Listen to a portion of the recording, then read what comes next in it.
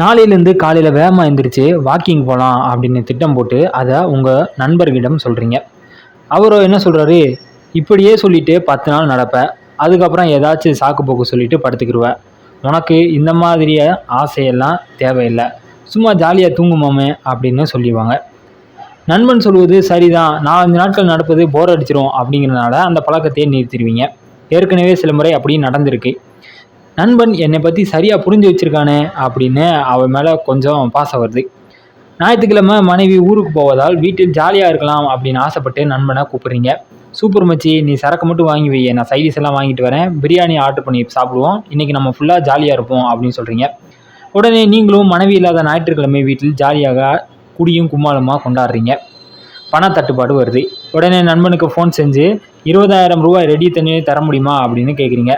2 மாதத்தில் திருப்பி கொடுத்துட்றேன் அப்படின்னு சொல்கிறீங்க.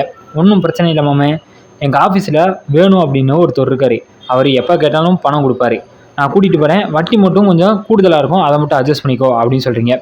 ஆஹா, இப்படி எல்லா விஷயத்துக்கும் நம்ம உதவி பண்ணுறானே நம்மளுடைய நண்பன் கிடைக்க நம்ம ரொம்பவே புண்ணியம் பண்ணியிருக்கணும் அப்படின்னு அவனை பற்றி ரொம்ப பெருமையாக நினைக்கிறீங்க. இந்த 3 கேள்வியை வேறு ஒரு நண்பனிடம் கேட்குறீங்க அப்படின்னு வச்சுக்கிடுவோம். காலையில் வாக்கிங் போகிறது எனர்ஜெட்டிக்காக இருக்கும், நானும் வரேன், காலையில் 5:30க்கு தயாராரு, நம்ம 2 பேருமே வாக்கிங் போவோம் அப்படின்னு சொல்கிறாரு. அடுத்ததாக, நல்ல விஷயம் வச்சு நாளைக்கு 2 பேருமே ஒரு ஏஐ செமினாருக்கு போவோம், புதுசாக ஏஐ பற்றி ஃப்ரீயாக சொல்லித்தராங்க, நம்ம கண்டிப்பாக போவோம், யூஸ்ஃபுல்லாக இருக்கும் அப்படின்னு சொல்கிறாரு. அதே மாதிரி பணம் தேவை அப்படிங்கிறப்போ, நாளைக்கு என் செயினை அடகு வச்சு பணம் தரேன், நீயும் பணம் கிடச்சதும் கூட புரட்டிடலாம், வட்டியும் கம்மியாக தான் இருக்கும் அப்படின்னு சொல்கிறாரு.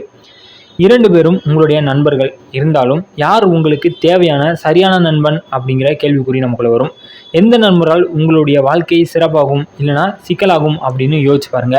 முதலாவது நபரால் கண்டிப்பாக உங்களுடைய வாழ்க்கையில் முன்னேற்றம் அடைய போகிறதே கிடையாது, ஆனால் 2வது நபரால் நிச்சயம் நல்லது நடக்கும். இப்போ ஒரு உண்மையை சொல்லணும் அப்படின்னா, அதாவது நாம் இதுக்கு முன்னாடி சொன்ன 2 பேருமே நிஜமான நண்பர்களே கிடையாது. ஆமாம், 2 பேருமே உங்களுடைய மனம் மட்டும்தான்.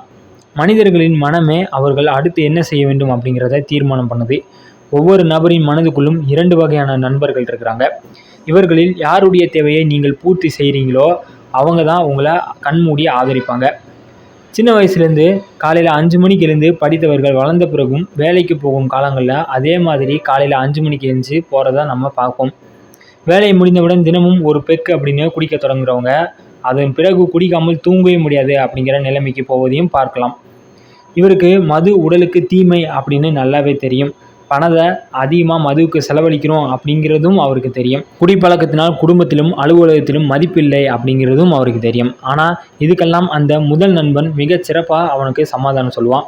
குடிக்காமல் இருக்கிறவன் எல்லாம் சாகாமல் 100 வருஷமாக வளர்ப்புறான், இருக்கிறத வரைக்கும் குடிச்சிட்டு ஜாலியாக இருப்போம் அப்படின்னு சொல்லும். யாருமே நம்ம மதிக்க போகிறது கிடையாது.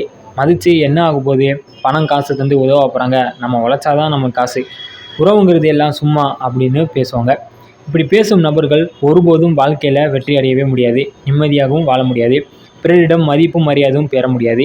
இன்னும் சொல்லப்போனால் ஆரோக்கியமான உடலும் மன அமைதியுமே அவங்களுக்கு கிடைக்காது. இந்த மாதிரி நம்மளுடைய வாழ்க்கையிலும் நம்மளுடைய மனசுக்குள்ளே 2 நண்பர்கள் அப்படிங்கிறவங்க இருக்க தான் செய்வாங்க. இவங்களில் யார் பேச்சை நீங்கள் கேட்க போகிறீங்க அப்படிங்கிறது உங்களோட கையில் தான் இருக்குது.